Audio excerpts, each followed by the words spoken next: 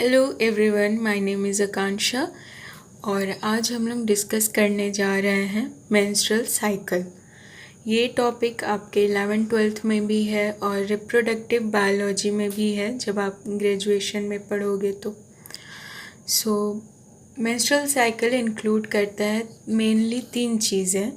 पहले तो वो चीज़ें जो ओवरीज में हो रहे हैं, देन यूटेरस में जो चेंजेस हो रहे हैं हम उसे पढ़ते हैं, और ये ओवरी में जो चेंज हो रहा है और यूटेरस में जो चेंज हो रहा है उनका क्या हार्मोनल रेगुलेशन है वो हम लोग डिस्कस करते हैं। ठीक है, तो लेट्स स्टार्ट। आज हम लोग डिस्कस करेंगे। सबसे पहले हमें देखना है ओवेरियन साइकिल। ठीक है, आपको पता है फीमेल में, ह्यूमन फीमेल की अगर हम बात करें तो फीमेल में पेयर ऑफ ओवरी होती है और हर एक ओवरी से हर मंथ में एक एग रिलीज़ होता है। ठीक है, एग हमने पढ़ा है oogenesis में कि एग नहीं रिलीज़ होता है, क्या रिलीज़ होता है, सेकेंडरी oocyte रिलीज़ होता है, जिसे कॉमनली लोग एग कह देते हैं। ठीक है, तो हर मंथ अल्टरनेटिवली एक एक ओवरी से एक सेकेंडरी oocyte रिलीज़ होता है और उसके साथ साथ कुछ फॉलिकुलर डेवलपमेंट होते हैं। उसके अलावा जो उस सेकेंडरी oocyte के डेवलपमेंट के लिए इम्पॉर्टेंट हार्मोन्स हैं वो रिलीज़ होते हैं। तो ओवरी में क्या मंथली चेंजेस होता है, मंथली नहीं 28 डेज़ का होता है ओवेरियन साइकिल। अगर हम लोग देखें ओवेरियन साइकिल या मेंस्ट्रुअल साइकिल अगर हम लोग देखें तो ये अगर एवरेज देखा जाए तो ये हेल्दी फीमेल में 28 डेज़ का होता है और कुछ लोगों में ये 20 डेज़ का भी होता है जो कि नॉर्मल नहीं है। ठीक है, तो अगर हम लोग एवरेज देखें तो 28 डेज है। चलो, मेन बात है हमारी ओवेरियन साइकिल के। तो ये क्या है, it is a series of event in the ovaries which is occur during and after the maturation of an oocyte। तो प्राइमरी oocyte जब सेकेंडरी oocyte में कन्वर्ट होता है उसके बाद क्या क्या चेंजेस होते हैं हम वो भी इसमें डिस्कस करते हैं। तो सब ये जो है वो 3 फेज़ में बटा हुआ है, pre ovulatory phase, ovulatory phase and post ovulatory phase. Okay, so pre ovulatory phase को फॉलिकुलर फेज़ भी कहते हैं, जिसमें मेनली 2 चीज़ें होती हैं। क्या, प्राइमरी फॉलिकल सेकेंडरी फॉलिकल में कन्वर्ट होता है और सेकेंडरी फॉलिकल ग्राफियन फॉलिकल में कन्वर्ट होता है। ग्राफियन फॉलिकल जो है वो फिर रप्चर होगा जिससे फिर एग का रिलीज़ होगा, जिसे हम ओव्यूलेटरी फेज में डिस्कस करेंगे। प्राइमरी फॉलिकल के अंदर क्या होता है, प्राइमरी oocyte। अगर आप यहाँ देखो तो ये क्या है, प्राइमरी oocyte और इसके चारों तरफ क्या है, प्राइमरी फॉलिकल। ठीक है, तो ये फॉलिकल है तो इसे हम कहेंगे प्राइमरी फॉलिकल और इसके अंदर क्या है, प्राइमरी oocyte है। ठीक है, तो प्राइमरी फॉलिकल जो है वो ग्राफियन फॉलिकल में कन्वर्ट हो जाएगा। ग्राफियन फॉलिकल में क्या प्रेजेंट होता है, एंड्रम भी प्रेजेंट होता है, बहुत सारा स्पेस प्रेजेंट होता है और ये नर्चर करता है डेवलपिंग oocyte को। और ये हमारा प्राइमरी फॉलिकल जो है वो ग्राफियन फॉलिकल में कन्वर्ट होगा और ये जो प्राइमरी oocyte है वो किस में कन्वर्ट हो जाएगा, सेकेंडरी oocyte में कन्वर्ट हो जाएगा। तो फॉलिकुलर फेज में मेनली 2 काम होता है। प्राइमरी जो फॉलिकल है वो ग्राफियन फॉलिकल में कन्वर्ट होता है और ग्राफियन फॉलिकल डेवलप करता है उस टाइम पे क्या होगा, जो हमारा प्राइमरी oocyte है वो डिवाइड करेगा और वो सेकेंडरी oocyte में कन्वर्ट होगा। ठीक है, इसके हार्मोन्स हम लोग हार्मोनल रेगुलेशन में पढ़ेंगे, बट फिर भी मैं आपको बता दूं फॉलिकुलर फेज़ में LH का सिक्रेशन बहुत ज़्यादा FSH का सिक्रेशन बहुत ज़्यादा बढ़ जाता है। FSH क्या होता है, एंटीरियर पिट्यूटरी से रिलीज़ होता है। ये फॉलिकुलर स्टिमुलेटिंग हार्मोन है जो हमारे फॉलिकल्स को स्टिमुलेट करता है ताकि वो ग्रोथ करे। ठीक है, सो नेक्स्ट स्टेज हम लोग देखते हैं ओके, सो फॉलिकुलर फेज़ के बाद अगर ओवेरियन साइकिल में देखा जाए तो कौन सा फेज़ है? Ovulatory phase. ओव्यूलेटरी फेज़ में ग्राफियन फॉलिकल मैच्योर हो जाता है और बर्स्ट करता है, जिससे रिलीज होता है सेकेंडरी oocyte का, जिसे लोग एग भी कहते हैं। बहुत सारे बुक में एग दिया होता है, बट ये एग नहीं कहा जा सकता। चलो ये कंट्रोवर्शियल है, इसको छोड़ देते हैं। तो रिलीज ऑफ एग को क्या कहा जाता है? ओव्यूलेशन। और ये अगर हम लोग मेंस्ट्रुअल साइकिल में देखेंगे तो ये यूटेराइन साइकिल के 14th डे में होता है। ठीक है, इस टाइम LH जो होता है वो पीक पे होता है। ठीक है, तो 14th डे में LH जो है वो पीक पे होगा, ये हम लोग देखेंगे आगे। आप लोग ऐसा डायग्राम देखते हो ना फॉलिकल का, ओवेरियन फॉलिकल का ये डायग्राम होता है, जहाँ पे हम लोग देखते हैं कि ये प्राइमरी फॉलिकल है, फिर सेकेंडरी फॉलिकल है, और यहाँ पे कहीं पे आके ग्राफियन फॉलिकल क्या करता है? रप्चर करता है, और इससे क्या निकलता है? Secondary oocyte। हमारा सेकेंडरी oocyte निकलता है, और ग्राफियन फॉलिकल किस में कन्वर्ट हो जाता है? रप्चर्ड ग्राफियन फॉलिकल किस में कन्वर्ट हो जाता है? बताओ कोई, अगर किसी ने पढ़ा है पहले तो। ये कन्वर्ट हो जाता है कॉर्पस ल्यूटियम में। ठीक है, समझ में आया? अब कॉर्पस ल्यूटियम बन गया ना, तो उसके बाद आता है ल्यूटियल फेज। ओव्यूलेटरी फेज में हमने क्या पढ़ा? ये वाला प्रोसेस होता है। यहाँ तक का डेवलपमेंट कब होता है? यहाँ तक का डेवलपमेंट होता है फॉलिकुलर फेज में। इस टाइम पे FSH का सर्ज रहता है, बहुत ज़्यादा होता है। जब FSH बहुत ज़्यादा होता है ना, तो उसके बाद क्या होता है कि ग्राफियन फॉलिकल रप्चर करता है। ग्राफियन फॉलिकल जब रप्चर करता है तो हमारा सेकेंडरी oocyte रिलीज होता है। फिर ल्यूटियल फेस आता है, जिसमें कॉर्पस ल्यूटियम बनता है। कॉर्पस ल्यूटियम क्या करता है? एस्ट्रोजन बनाता है, 10 दिन तक एस्ट्रोजन बनाता है। उसके बाद एस्ट्रोजन क्या करता है? FSH के रिलीज़ को कम कर देता है। क्योंकि बताओ, अगर सेकेंडरी oocyte जाके फर्टिलाइज होगा तो हमें और फॉलिकल्स की ग्रोथ की तो ज़रूरत नहीं है। इस वजह से जो एस्ट्रोजन और FSH है उसका फीडबैक कंट्रोल मैकेनिज़्म है कि अगर एस्ट्रोजन ज़्यादा होगा, अगर एस्ट्रोजन या प्रोजेस्टेरॉन ज़्यादा होगा तो FSH क्या होगा? कम होगा। क्लियर है? FSH हमेशा जब ये वाला ज़्यादा है तो FSH कम होगा, क्योंकि एस्ट्रोजन जो है वो मेंटेन करता है प्रेगनेंसी को, और ये सेकेंडरी oocyte के फर्दर डेवलपमेंट में हेल्प करता है। चलो इतना यहाँ रहने देते हैं। एक ovarian follicle per month release होता है, ये हमने पढ़ लिया। देन ल्यूटियल फेज क्या है? पोस्ट ओव्यूलेटरी फेज कहते हैं। जो रप्चर्ड फॉलिकल है वो किस में कन्वर्ट हो जाता है? कॉर्पस ल्यूटियम में। कॉर्पस ल्यूटियम ग्लैंड की तरह काम करता है। ठीक है, ये सिक्रेट करता है एस्ट्रोजन। अगर प्रेगनेंसी नहीं होती है तब क्या होगा कि ये डीजेनरेट हो जाएगा अबाउट द 10 डेज, 10 दिन बाद डीजेनरेट हो जाता है।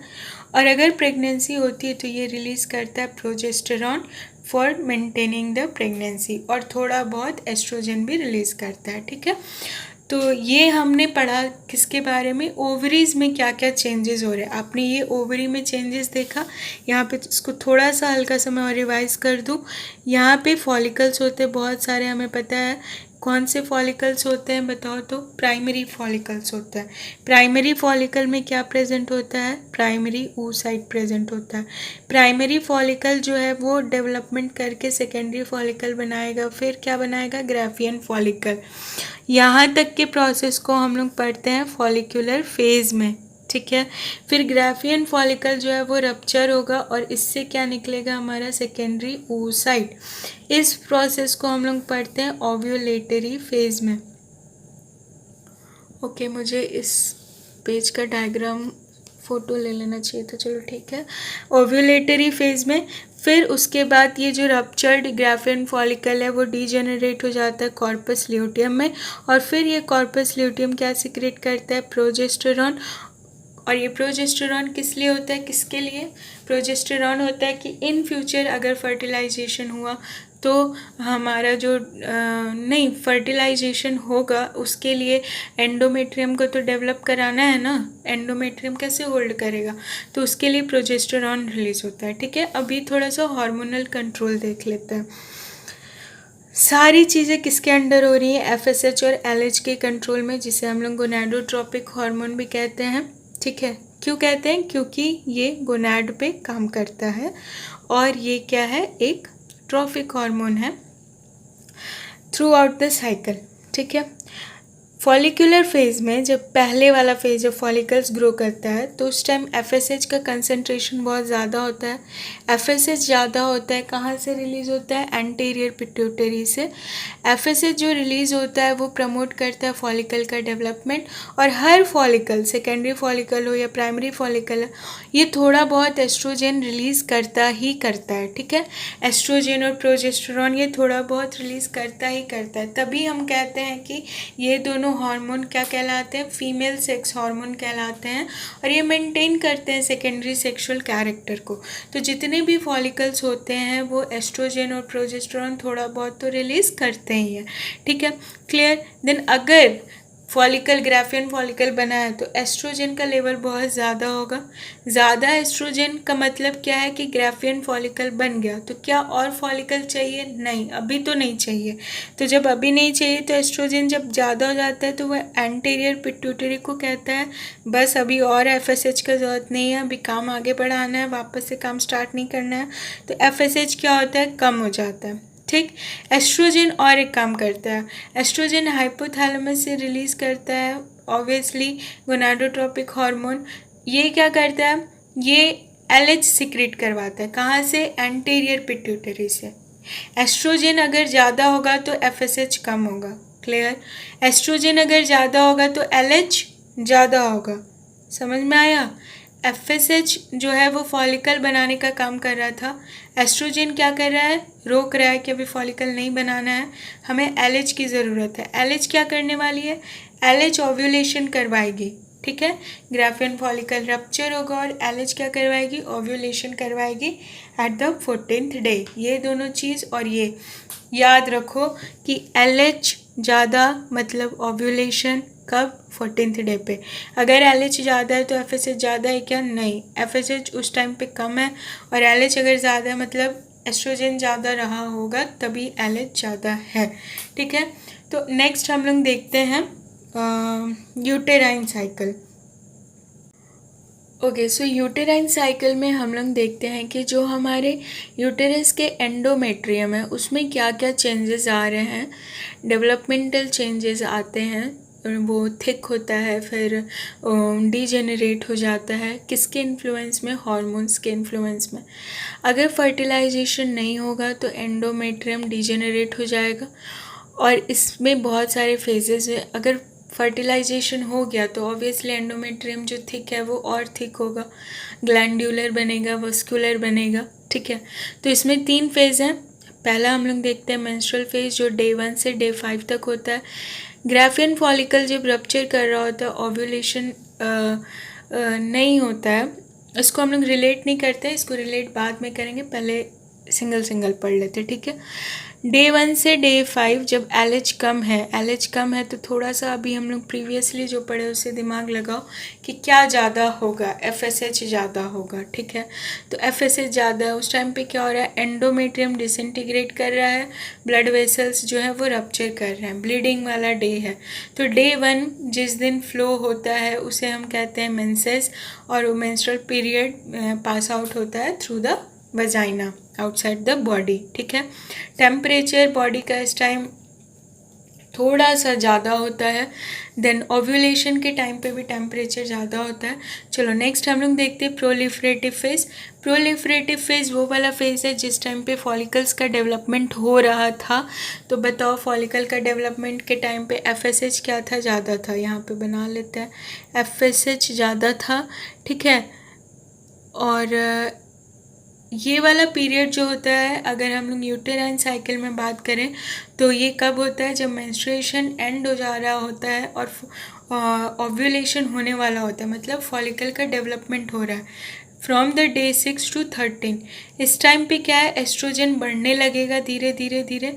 एस्ट्रोजन बढ़ेगा तो ये क्या कराएगा? एस्ट्रोजन का बढ़ना मतलब ओवेरियन फॉलिकल अब कंप्लीट होने वाला है, ओवेरियन फॉलिकल का डेवलपमेंट अब कंप्लीट होने वाला है। ठीक है, तो उस टाइम पे देखो, अगर ओवेरियन फॉलिकल का डेवलपमेंट कंप्लीट होने वाला है तो यूटेरस को क्या करना चाहिए?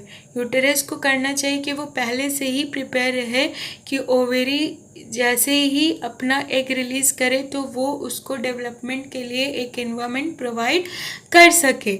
ठीक है, तो इस वजह से एंडोमेट्रियम क्या होता है, थिक होने लगता है, वस्कुलराइज, बहुत सारे ब्लड वेसल्स वहाँ पे डेवलप हो जाते हैं ताकि नरिशमेंट प्रोवाइड कराना है एम्ब्रियो को। देन बहुत सारे ग्लैंड डेवलप हो जाते हैं जो कि हार्मोन्स बनाते हैं। कौन सा हार्मोन? प्रोजेस्टेरॉन बनाता है, ठीक है। या प्लेसेंटा बनाना है तो ऑब्वियसली थिक करना होगा। तो प्रोलिफरेटिव फेज में वो फेज है जो कि मेंस्ट्रुअल साइकिल, मेंस्ट्रुएशन जो मेंसेस है उसके और ओव्यूलेशन के बीच का पीरियड है, मतलब डे 6 to 13। और अगर बिहेवियरली कहें तो ये वाला पूरा हैप्पी पीरियड होता है फीमेल के लिए, मतलब इस टाइम पीक पे होती है पॉजिटिविटी, ठीक है। देन एस्ट्रोजन इस टाइम ज़्यादा होता है, और क्यों? और ओवेरियन फॉलिकल का डेवलपमेंट कंप्लीट होने वाला होता है, इसलिए एस्ट्रोजन ज़्यादा होता है। और क्योंकि ओवेरियन फॉलिकल का डेवलपमेंट कंप्लीट हो रहा है तो जो हमारा एंडोमेट्रियम है वो थिक हो जाता है, वस्कुलराइज हो जाता है और ग्लैंड्यूलर हो जाता है। नेक्स्ट जो थर्ड स्टेज है उसे हम कहते हैं सिक्रेटरी फेज। सिक्रेटरी फेज में क्या होता है कि प्रोजेस्टेरॉन बढ़ जाता है। प्रोजेस्टेरॉन कहाँ से आया है? हमें पता है कि, अच्छा देखो, जो सिक्रेटरी फेज है वो होता है फ्रॉम द डे 15 to 18। तो 15 से पहले 14 में क्या हुआ है? 14 में हुआ है ग्राफिन फॉलिकल रप्चर, और उसके बाद क्या बना है? Corpus luteum. कॉर्पस ल्यूटियम क्या सिक्रेट करता है? प्रोजेस्टेरॉन, जिसके वजह से प्रोजेस्टेरॉन बढ़ा था, ठीक है। अभी हमने पढ़ा कॉर्पस ल्यूटियम की वजह से। प्रोजेस्टेरॉन क्या करता है? एंडोमेट्रियम को बहुत ही ज़्यादा डबल कर देता है उसका थिकनेस। तो वो 1 mm से ये कितना में कन्वर्ट हो जाता है? 2 to 3 mm में कन्वर्ट हो जाता है। और यूटेरस में ग्लैंड जितने भी बने थे इससे पहले वाले फेज़ में, ओवेरियन फेज़ में, क्या होता है? वो मैच्योर हो जाते हैं, म्यूकस सिक्रेट करते हैं, ठीक है। अगर इस टाइम पे फर्टिलाइजेशन होता है, किस टाइम पे? During the period of 15 to 18। ये वैरी कर सकता है, ठीक है, फीमेल के बॉडी और उसके हेल्थ के अकॉर्डिंग। लेकिन एवरेज अगर देखा जाए during the day of 15 to 18 अगर फर्टिलाइजेशन होता है तो कॉर्पस ल्यूटियम मेंटेन रहेगा। कॉर्पस ल्यूटियम को कौन मेंटेन कर रहा है? ह्यूमन कोरियोनिक गोनाडोट्रोपिक हार्मोन, ठीक है, ये मेंटेन कर रहा है कॉर्पस ल्यूटियम को। और ये खुद कैसे फंक्शन कर रहा है? As a LH, luteinizing hormone की तरह फंक्शन कर रहा है। देन अगर फर्टिलाइजेशन होता है तो कॉर्पस ल्यूटियम प्लेसेंटा बनेगा, दोनों मिलके क्या रिलीज करेंगे? प्रोजेस्टेरॉन और एस्ट्रोजन। प्रोजेस्टेरॉन और एस्ट्रोजन क्या कराएगा? प्रेगनेंसी को स्टेबल रखेगा, एंडोमेट्रियम को स्टेबल रखेगा, देन ब्रेस्ट का डेवलपमेंट कराएगा for the future, obviously child bearing के लिए, ठीक है, मतलब चाइल्ड फीडिंग के लिए। अगर फर्टिलाइजेशन या इम्प्लीमेंटेशन नहीं होता है तो हमने पढ़ा था कि corpus luteum with in the 10 days degenerate हो जाता है, तो ये डिजेनरेट हो जाएगा। फिर अगर कॉर्पस ल्यूटियम डिजेनरेट हो गया तो प्रोजेस्टेरॉन एस्ट्रोजन कौन बनाएगा भाई? तो प्रोजेस्टेरॉन एस्ट्रोजन भी डिजेनरेट होगा। और अगर हमारा ये दोनों हीरो इंग्रेडिएंट डिजेनरेट हो गए तो एंडोमेट्रियम को मेंटेन करने वाला तो कोई होगा ही नहीं, और एंडोमेट्रियम को मेंटेन करने वाला नहीं होगा कोई तो एंडोमेट्रियम भी डिजेनरेट हो जाएगा।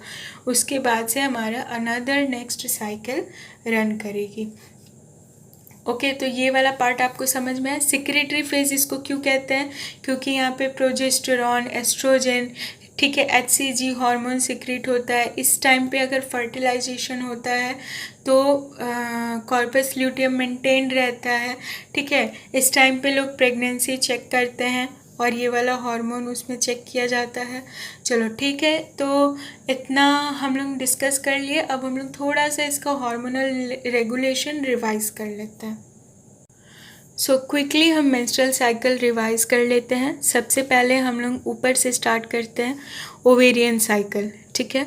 तो यहाँ पे इस एक्सिस पे, वाई एक्सिस पे हमने रखा है हार्मोन के कंसंट्रेशन को, और ये हमारा क्या है? डे। एक्स एक्सिस पे क्या है? हमारा डेट, ठीक है। तो आप देख रहे हो कि FSH का जो कंसंट्रेशन है वो कम है, कम है, कम है, मतलब LH से तो ज़्यादा ही है। LH का कंसंट्रेशन कब बढ़ता है? डे 12 से लेके डे 15, 16, 17 तक बढ़ता है, ठीक है, तो 18 तक। तो LH का जो सर्च होता है वो डे 12 से लेके 18 तक होता है। उस टाइम पे FSH भी थोड़ा सा बढ़ा हुआ रहता है। आपको बस एग्ज़ाम में इतना ही पूछेगा कि LH का सर्ज किस डे में रहता है, इसमें से कोई भी दिन दे सकता है, ठीक है। नेक्स्ट हम देखते हैं कि प्राइमरी फॉलिकल है कब, डे 1 से पहले। सेकेंडरी फॉलिकल 1 से 6 दिन लेता है बनने में। देन ग्राफियन फॉलिकल बनते बनते 10-12 दिन हो जाते हैं।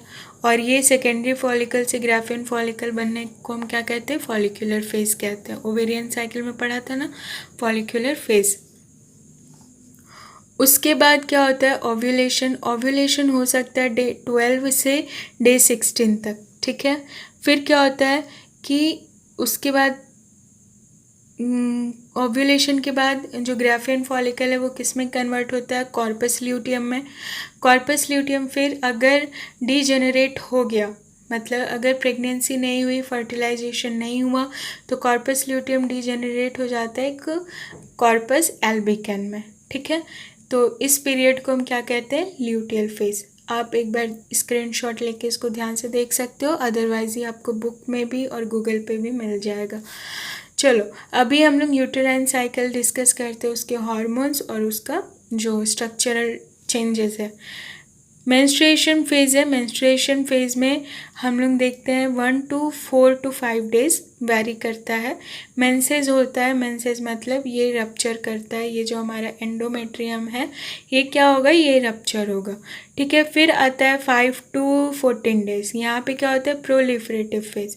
प्रोलिफरेटिव फेज़ में आप यहाँ पे क्या देख रहे हो, एस्ट्रोजन का कंसंट्रेशन बढ़ रहा है, मतलब 14 डे आते आते क्या होगा, ओव्यूलेशन।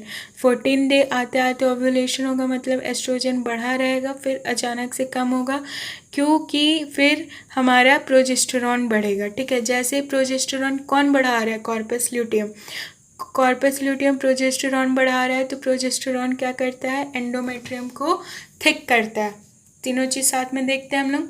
कॉर्पस ल्यूटियम है तो प्रोजेस्टेरॉन बढ़ता है, एंडोमेट्रियम हमारा थिक होता है। जब कॉर्पस ल्यूटियम अगर फर्टिलाइजेशन नहीं हुआ, कॉर्पस एल्बिकैन में कन्वर्ट हो गया, प्रोजेस्टेरॉन का भी कंसंट्रेशन कम हो गया और एंडोमेट्रियम वापस से क्या हो जाता है, डीजेनरेट हो जाता है। Okay, so guys sorry power cut हो गया है, बारिश का सीज़न है। ओके पावर आ भी गया ठीक है, तो वीर तुम बड़े चलो। ओके, सो ये ज्ञान अलग से सुन लीजिएगा। ये वाला जो चैप्टर है, ये वाला जो टॉपिक है वो बहुत ही इम्पोर्टेंट टॉपिक है। जनरली हर एग्ज़ाम में पूछा जाता है, हर सेमेस्टर में, मतलब जिस सेमेस्टर में रिप्रोडक्टिव बायोलॉजी होता है वहाँ पे पूछा ही जाता है। Menstrual cycle most important topic है। अगर आप ये डायग्राम याद कर पाओ तो बना लेना, अदरवाइज़ ये समझने के लिए आप अपने नोट्स में लिख लीजिए या स्क्रीनशॉट लेके फ़ोन में रख लीजिए। ओके स्टूडेंट, सो अगर आपको लेक्चर समझ में आया हो तो प्लीज़ लाइक कर दीजिएगा और अपने फ्रेंड्स के साथ शेयर कर दीजिएगा।